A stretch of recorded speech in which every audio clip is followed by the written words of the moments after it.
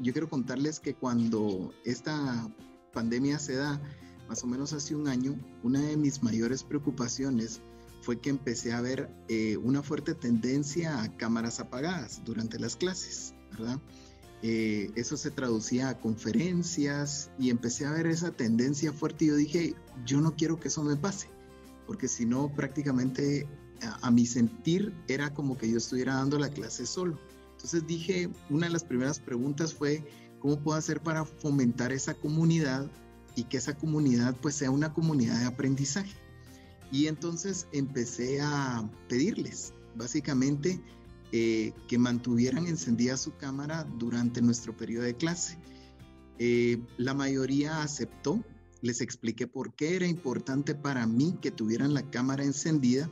Creo que esa parte fue importante porque no fue tanto como impositiva, sino que fue un explicarles un porqué, ¿verdad?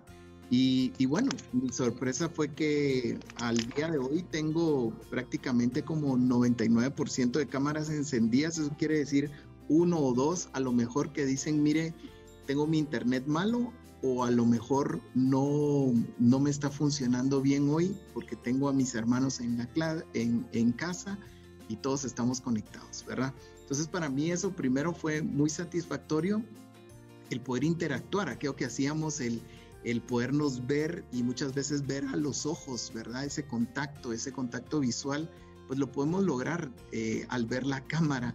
Y así como ahora miro la cámara, trato de hacerlo siempre con mis estudiantes. Siguiendo en el tema de crear esta comunidad, pues entonces les dije, bueno, ¿qué tal si cambiamos un poco nuestra mentalidad y nos vamos a una mentalidad de aprendiz, donde, y lo hemos aprendido acá en formación continua, en donde podemos celebrar los errores, ¿verdad? Nos podemos equivocar y la intención de equivocarnos no es ver quién está mal o quién está bien en una respuesta, sino que es poder aprender de eso. Y empezamos a celebrar esos errores, ¿verdad? La gente hoy, los estudiantes, tienen la libertad de poderse equivocar, dar una respuesta incorrecta, un concepto equivocado, y nuevamente regresando al concepto de comunidad, entre todos vamos construyendo nuevamente ese concepto que a lo mejor no estaba bien, ¿verdad? Y eso nos ha ayudado a que la clase fluya mejor, se sienta más como una clase presencial, y aquella calidez que sentíamos al estar el grupo en clase, la podamos sentir aunque tenemos el factor de la distancia, ¿verdad? El otro fue que empezamos también como profesores a practicar empatía. Empezamos a ser un poco más empáticos y muchas veces empezamos a ver aquel cansancio de Zoom o el Zoom fatigue que nosotros conocemos en nuestros estudiantes, y empezamos a platicar con ellos. Entonces, ¿ustedes están cansados? Sí, es que venimos de un examen, venimos de una clase que el profesor no terminaba de hablar nunca. Ok, ¿qué tal si tomamos un receso? 5 minutos, ¿les parece? Sí. Apagamos nuestras cámaras, nos levantamos y vamos a tomar agua, o si quieren ir al baño, van. Fantástico. Y regresaban aún más energizados que lo que yo los había encontrado al inicio de mi clase. Y esas prácticas empezaron a funcionar. Por ejemplo, nosotros a veces tenemos cortos y les digo yo, ¿saben qué? Antes del corto, tomemos 5 minutos. Si alguien se quiere quedar platicando conmigo, se puede quedar platicando, pero si alguien necesita levantarse para despejar su mente, lo puede hacer. Y eso nos ha ayudado a ir construyendo pues una comunidad aún más fuerte, y les podría decir yo que la que teníamos de manera presencial, ¿verdad? Donde algunos durante ese tiempo se han podido acercar a platicar conmigo y decirme, mire, qué buenísimo que tomamos este break, quiero hacerle una pregunta acerca de este tema, y la resolvemos. Ese fue el primer aprendizaje. El segundo que quiero compartirles es el tema de la comunicación, y creo que Leonel lo tocaba muy bien también, y comparto lo que él mencionaba, donde comunicábamos aquellas ideas de manera, diría yo, asertiva, ¿verdad? Siempre para crear un ambiente positivo y tratar de evitar los conflictos, porque muchas veces cuando digo evitar los conflictos he descubierto que si les explicamos por qué, ellos realmente dicen, hace sentido, y si hace sentido, es muy probable que esto sea para bien nuestro, ¿verdad? Entonces hemos tenido las normas, mucho como Leonel compartía, establecidas desde el inicio de clase. Los objetivos de clase son claros. El día de hoy yo pretendo que ustedes, y ahí van 2 objetivos, por ejemplo, en la clase, hacemos algo que eso lo descubrí nuevamente, voy a resaltar a formación continua, porque mucho de esto que ustedes van a ver al final es fruto de lo que han sembrado en cada una de las actividades a las cuales he podido tener oportunidad de asistir. Y hemos hecho reflexiones de aprendizaje. Normalmente al final de una unidad, los estudiantes decían, miren, ¿y qué tal si hacemos un repaso? Y lo que sucedía era que el repaso lo diseñaba yo. Entonces vine yo y les dije, ¿qué tal si el repaso lo diseñan ustedes? ¿Cómo así? Vamos a hacer una reflexión de lo que han aprendido, de lo que no han aprendido y de lo que no se sienten seguros acerca de que tengan claros los conceptos. Para mi sorpresa lo hice de manera voluntaria, no, esto no tiene ninguna clase de puntos, les dije, ustedes lo van a hacer, ustedes lo van a diseñar y en base al diseño que ustedes hagan, yo voy a tener esta actividad de acuerdo a lo que ustedes necesitan, no de acuerdo a lo que yo creo que ustedes necesitan. Y mi sorpresa fue que a pesar de ser algo voluntario, no tener puntos y necesitar invertir ellos una media hora de tiempo, que para muchos esa media hora cuando están en un formato virtual es valiosísima,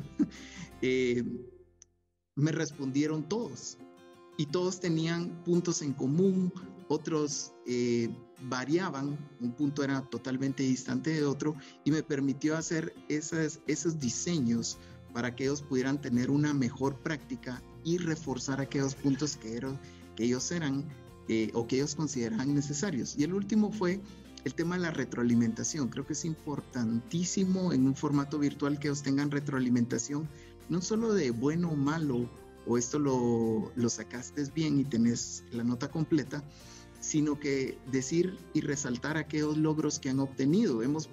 Y básicamente es cómo hemos visto ese crecimiento y vamos dándoles esa retroalimentación, digamos, semana a semana. Cuando digo semana a semana es a través de lo que ellos nos entregan y les podemos ir diciendo, ok, esto ya mejoraste, esto no lo has hecho muy bien, ¿verdad? Y muchas veces también el escribirles y decirles, vi que hoy en clase ayudaste en este ejercicio o aportaste esto, este concepto está muy bueno, muy bien explicado y eso les ha ayudado, ¿verdad? Entonces, básicamente esas son las 2 prácticas, fomentar una comunidad de aprendizaje y la otra es practicar una comunicación asertiva. Para la parte final, y quiero compartirles esta pequeña presentación de cómo se ve una comunidad. Si ustedes me dicen, ¿cómo se ve una comunidad de aprendizaje? Pues se ve como ellos. Ellos son mis estudiantes del final del semestre del año pasado, ¿verdad? Básicamente lo que ustedes ven ahí es el 100% de cámaras encendidas, lo procuramos mantener así, como les conté, ¿verdad? Y muchas veces también esa comunidad de aprendizaje, solo déjenme avanzar, pues también necesita divertirse, ¿verdad? Y muchas veces esto también lo aprendimos de ustedes en formación continua, ¿verdad? Y hacemos un balance también donde no necesariamente esto es perder el tiempo, yo se los explicaba a ellos, sino que es seguir aprendiendo, pero de una manera también distinta, ¿verdad?